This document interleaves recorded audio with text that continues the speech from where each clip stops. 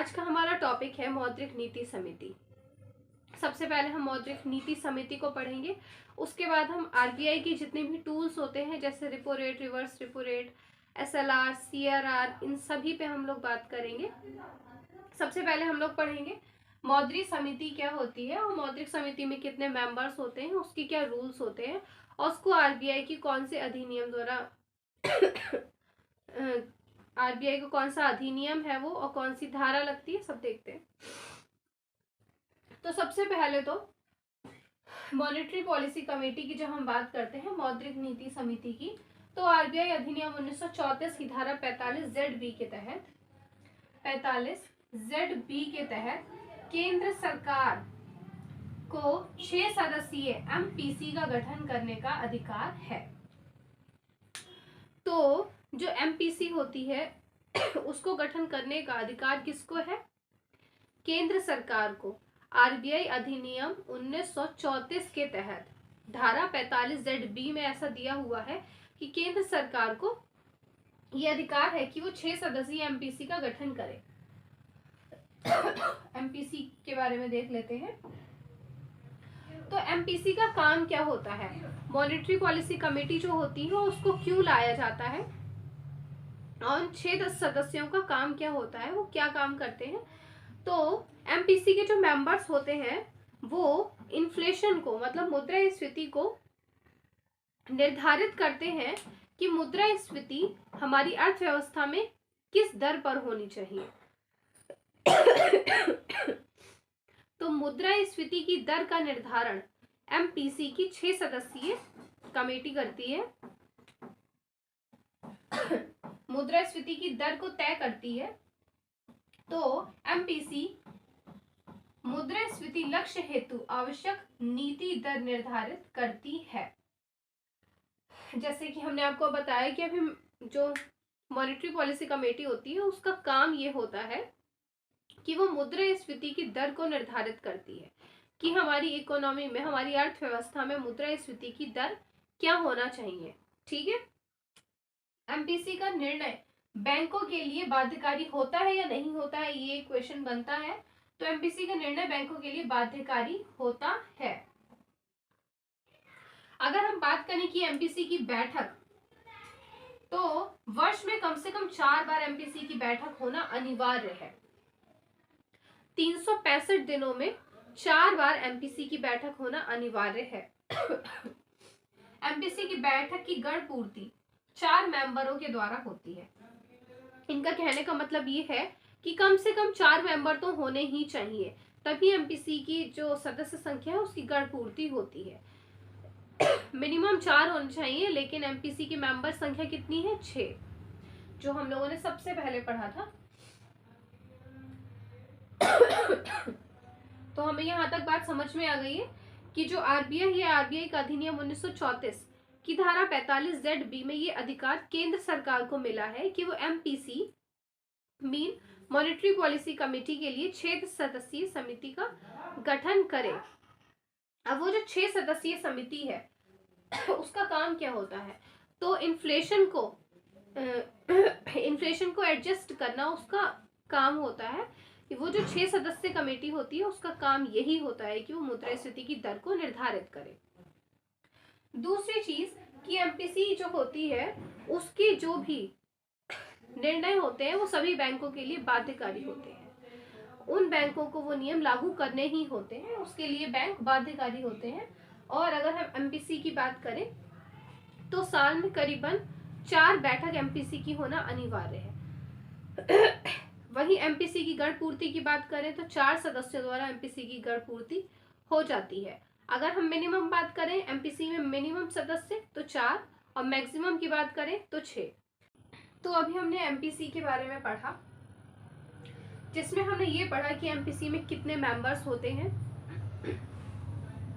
और एमपीसी बैंकों के लिए बाध्यकारी होता है या नहीं होता है। एमपीसी की जो गण पूर्ति होती है वो कितने सदस्यों से होती है और एमपीसी की बैठक साल में कितनी बार होनी चाहिए, हमने ये सब पढ़ा। अब हम ये बात करते हैं कि मॉनेटरी पॉलिसी कमेटी के जो 6 मेंबर्स होते हैं वो किस किस पद के सदस्य होते हैं। तो अभी हम लोग देखते हैं कि एमपीसी में 6 मेंबर्स होते हैं, जिसमें से 3 जो होते हैं वो आरबीआई के अधिकारी होते हैं और जो 3 होते हैं वो केंद्र सरकार द्वारा मनोनीत किए जाते हैं। तो सबसे पहले हम आरबीआई के अधिकारी देख लेते हैं। एमपीसी के जो पदेन अध्यक्ष होते हैं वो आरबीआई के गवर्नर होते हैं। ठीक है, एमपीसी के पदेन अध्यक्ष आरबीआई के गवर्नर होते हैं। अगर मौद्रिक नीति के प्रभारी की बात करें तो वो डिप्टी गवर्नर होते हैं। वो डिप्टी गवर्नर होते हैं। केंद्रीय बोर्ड द्वारा नामित बैंक अधिकारी, तो 3 सदस्य होते हैं। पहले कौन होते हैं? पहले तो आरबीआई के गवर्नर होते हैं, उसके बाद डिप्टी गवर्नर होते हैं और फिर आरबीआई के ही कोई बैंक के अधिकारी होते हैं। ठीक है, अगर हम केंद्र सरकार की बात करें तो 3 भारत सरकार द्वारा मनोनीत, ठीक है, मनोनीत सदस्य। पहले अर्थशास्त्र में विशेषज्ञ होने चाहिए, बैंकिंग या वित्त क्षेत्र में विशेषज्ञ होने चाहिए और या फिर मौद्रिक नीति क्षेत्र के ज्ञानी होना चाहिए। ठीक है, पहले अर्थशास्त्र में विशेषज्ञ होने चाहिए, बैंकिंग या वित्त क्षेत्र में विशेषज्ञ होने चाहिए और या फिर मौद्रिक नीति क्षेत्र के ज्ञानी होने चाहिए। एक चीज और याद रखनी है कि केंद्र सरकार द्वारा जो नियुक्त किए जाते हैं एमपीसी के सदस्य, उनकी नियुक्ति खोज सह चयन समिति के द्वारा होती है। तो ये खोज सह चयन समिति याद रखनी है। इससे भी क्वेश्चन बनता है कि एमपीसी सदस्य नियुक्ति केंद्र सरकार के द्वारा किस समिति की सिफारिश पर होती है? तो वो खोज सह चयन समिति की सिफारिश पर होती है। अभी तक हमने सबसे पहले हमने एमपीसी के बारे में पढ़ा कि एमपीसी कौन से अधिनियम के तहत है। तो हमने कहा आरबीआई अधिनियम 1934 की धारा 45ZB के तहत है, जिसमें केंद्र सरकार को यह अधिकार है कि वो 6 सदस्यीय समिति का गठन कर सके। फिर हमने एमपीसी के रूल्स देखे कि उसके क्या क्या रूल्स हैं और उसके बाद हमने ये देखा ये जो 6 मेंबर होते हैं ये कौन कौन से क्षेत्र के होते हैं, जिसमें 3 आरबीआई के अधिकारी होते हैं और 3 भारत सरकार द्वारा मनोनीत किए जाते हैं। अब हम बात करेंगे आरबीआई के टूल्स कौन कौन से होते हैं, जो अभी हमने शुरू में बताया था कि हम लोग सबसे पहले जो हमारी मॉनेटरी पॉलिसी कमेटी है उसके बारे में हम बात करेंगे, फिर हम आरबीआई के टूल्स पे आ जाएंगे। जो हमारे आरबीआई के टूल्स हैं जैसे repo rate, reverse repo rate, SLR, CRR, MSF, इन सभी पे आज हम बात करेंगे।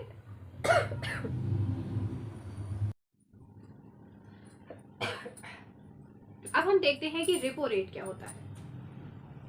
तो रेपो रेट अगर हम नॉर्मल भाषा में बोलें तो रेपो रेट का मतलब होता है कि जब कोई बैंक आरबीआई से पैसा उधार लेती है तो आरबीआई उस पैसे पर जो ब्याज दर लगाती है उसे हम रेपो रेट बोलते हैं। इसको समझते हैं। सेबी एक बैंक है, ठीक है। अब बैंक है तो ग्राहक भी आएंगे, तो इस बैंक के पास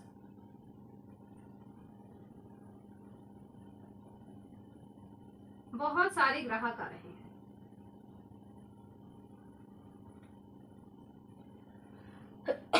सेबी जो बैंक है इसके पास बहुत सारे ग्राहक आ रहे हैं लोन लेने के लिए।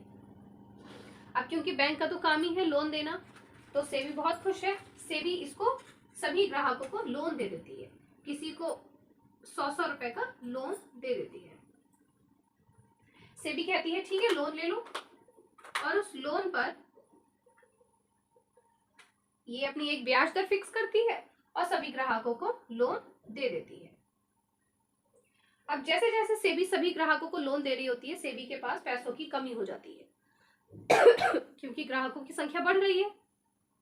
तो सेबी के पास जब पैसों की कमी हुई, सेबी के पास जब तरलता कम हुई, तो सेबी बैंक जो है ये आरबीआई के पास गया। आरबीआई के पास ये क्यों गया? आरबीआई से उधार लेने।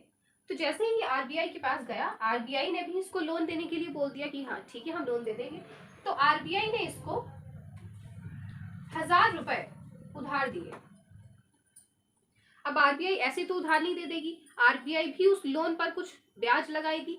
तो आरबीआई ने इस 1000 रुपए पर 10% का क्या लगा दिया, ब्याज लगा दिया। आरबीआई ने 10% का ब्याज लगा दिया। तो ये जो ब्याज है, इसी ब्याज को हमने क्या बोला, रेपो रेट। ठीक है, समझ में आया। जब बैंक के पास पैसों की कमी हुई तो बैंक आरबीआई के पास गई और आरबीआई से उधार मांगा। तो आरबीआई ने इस बैंक को 1000 रुपए उधार दिया और इस 1000 रुपए पे 10% इसने ब्याज लगा दिया। तो जो ब्याज लगाया वो क्या है, रेपो रेट। तो यही रेपो रेट है। अब इसको पढ़ते हैं। बैंक के द्वारा आरबीआई से लिए गए रुपए पर आरबीआई द्वारा लगाया गया जो ब्याज है, ये जो रेट है, उसी को क्या बोलते हैं, रेपो रेट। ठीक है, अब हमें रेपो रेट तो समझ में आ गया। अब हम जानते हैं रिवर्स रेपो रेट क्या होता है।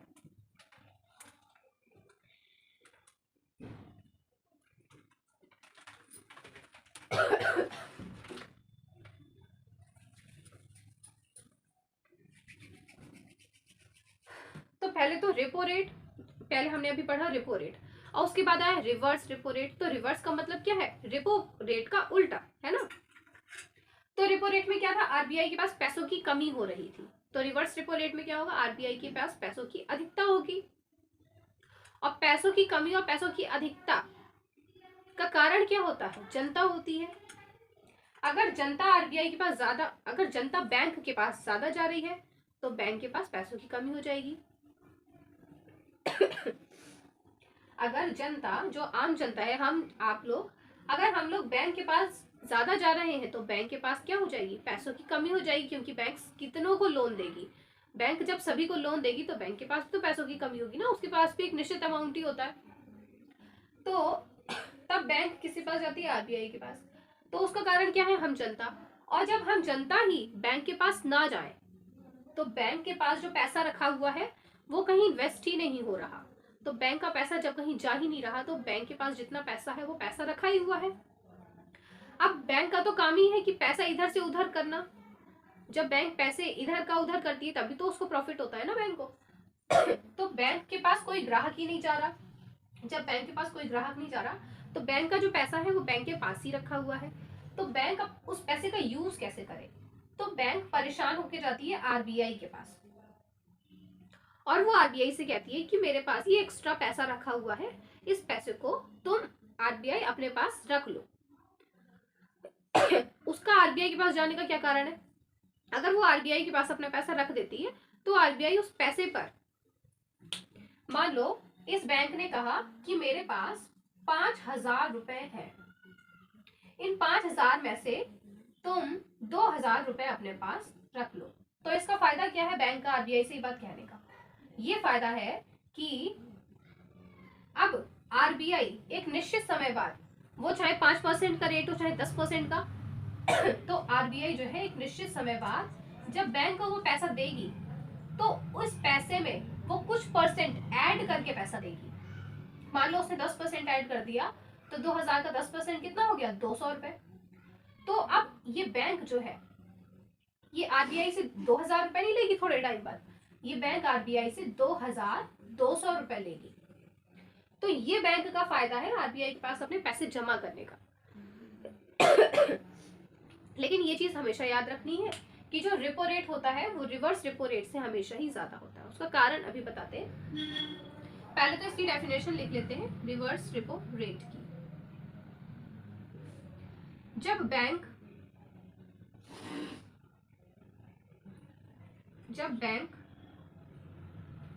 आरबीआई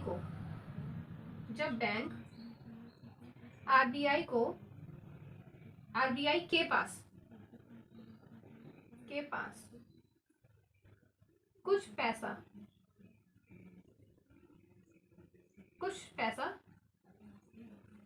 जमा करती है तब आरबीआई उस पैसे पर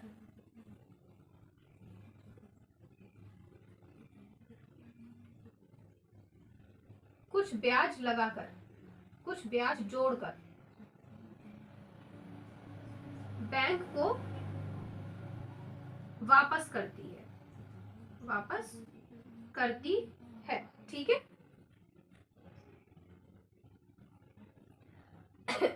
जैसे अभी हमने समझाया कि बैंक ने तो आरबीआई को जमा करने के लिए दिए थे 2000, लेकिन आरबीआई ने जब कुछ समय बाद बैंक को दिए तो आरबीआई ने 10% का उस ब्याज लगाया और 2000 का 2200 रुपए बैंक को मिला। तो बैंक का तो फायदा ही हुआ ना, बैंक ने 2000 रुपए दिए थे, बैंक को मिले कितने 2200 रुपए। तो इसे बोलते हैं रिवर्स रेपो रेट। तो अभी हम लोगों ने दो चीजें देखी हैं, एक तो रेपो रेट और एक रिवर्स रेपो रेट। अब हम देखेंगे बैंक रेट। बैंक रेट क्या होता है? तो बैंक रेट का मतलब होता है कि जब कोई बैंक लंबे समय अवधि के लिए आरबीआई से लोन लेती है तो उस लोन को हम क्या बोलते हैं? Bank rate. ठीक है, यहाँ पे लिख दे रहे हैं आरबीआई।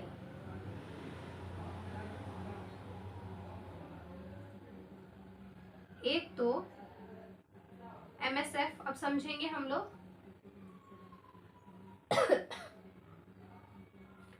और रेपो रेट और बैंक रेट। समझते हैं सबसे पहले एमएसएफ क्या होता है। देखो एमएसएफ क्या होता है, जब कोई बैंक, अच्छा एमएसएफ अभी नहीं समझते हैं, एमएसएफ थोड़ी देर में समझेंगे, पहले रेपो रेट देख लेते हैं। रेपो रेट अभी हमने देखा कि रेपो रेट क्या होता है, लेकिन रेपो रेट की कुछ शर्तें होती हैं। जब बैंक 2 से 14 दिनों के लिए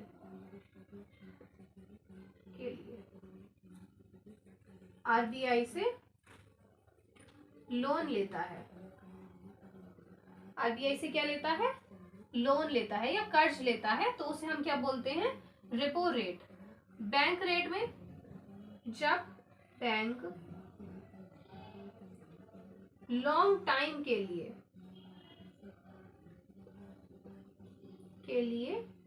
आरबीआई से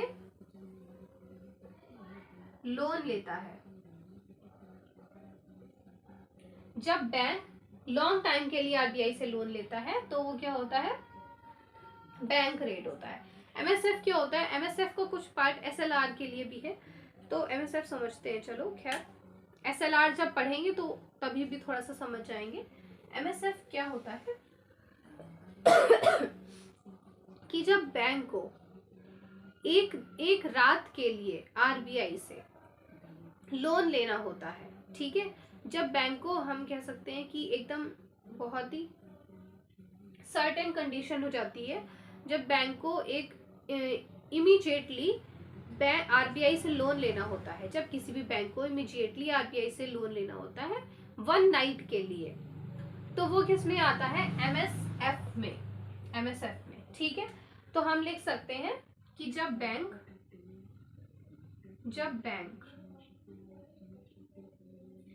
एक नाइट के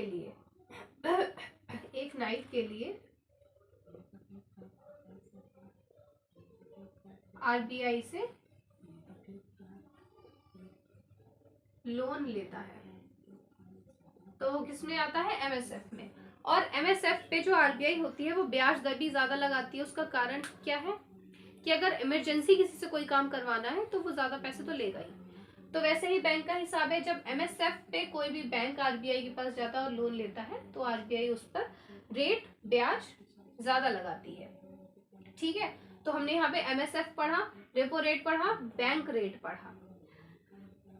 अब हम आ जाते हैं सीआरआर पे और एसएलआर पे, कैश रिजर्व रेशियो।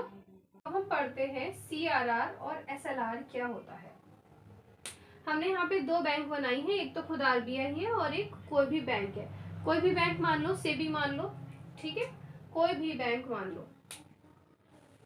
तो अगर हम सीआरआर की बात करते हैं उसका मतलब होता है कैश रिजर्व रेशियो। ठीक, तो सीआरआर क्या होता है?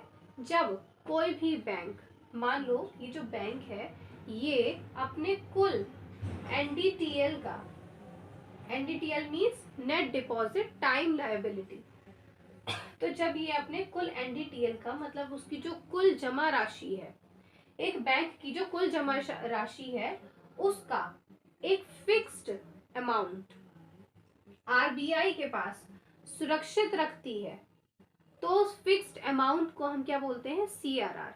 अभी देखते हैं, एक बैंक के पास जो टोटल एनडीटीएल कुल जमा होती है उसका वह एक फिक्स्ड डिपॉजिट आरबीआई के पास सीआरआर के रूप में रखती है, उसे हम बोलते हैं कैश रिजर्व रेशियो। अब क्योंकि कैश आ रहा है, कैश शब्द आ रहा है ना, तो कैश में केवल नोट ही होंगे, गोल्ड या फिर प्रॉपर्टी शामिल नहीं होगी। ऐसा नहीं होगा कि आरबीआई वो किसी बैंक के पास कोई प्रॉपर्टी पड़ी हुई है तो वो उसने आरबीआई को दे दी प्रॉपर्टी रखने के लिए, तो ऐसा नहीं, सिर्फ कैश ही रख सकती है सीआरआर के रूप में। तो अभी हमें क्या समझ में आया सीआरआर में, कैश रिजर्व रेशियो में, कि जब कोई बैंक अपने टोटल एनडीटीएल का एक फिक्स डिपॉजिट आरबीआई के पास सुरक्षित रखती है तो उसे हम क्या बोलते हैं, सीआरआर। ठीक है। एसएलआर क्या होता है कि जब बैंक अपने टोटल एनडीटीएल का, नेट डिपॉजिट टाइम लायबिलिटी का, जब एक फिक्स्ड डिपॉजिट अपने पास, मतलब बैंक खुद अपने पास रखती है तो उसे हम क्या बोलते हैं, स्टैट्यूटरी लिक्विडिटी रेशियो।